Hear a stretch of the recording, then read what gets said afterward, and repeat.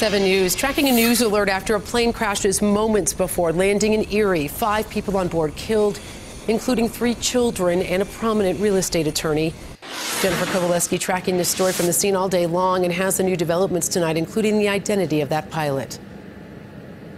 Good evening, Teresa. The owner of the plane that crashed here lives in Erie's Air Park neighborhood, which is where several homeowners own their own personal hangars, and it actually sits right next to the airport. Now, we talked to several neighbors there tonight who tell us the pilot was experienced. He'd owned the plane for about 9 months, and they were shocked to hear the news.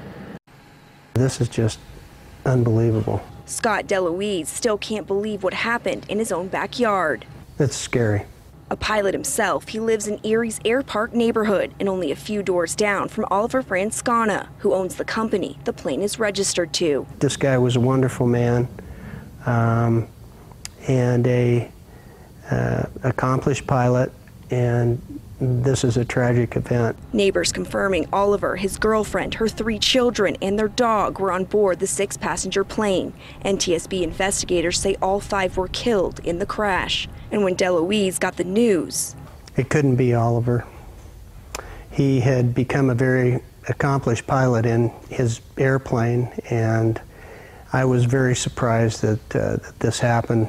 An experienced pilot and prominent real estate attorney in Colorado, who also ran a real estate school. I've attended a number of his classes, and he was a great teacher and just a all-over great guy. This tight-knit community still trying to make sense of the tragedy. And what's heartbreaking is his family was on board as well, and this happens way too often.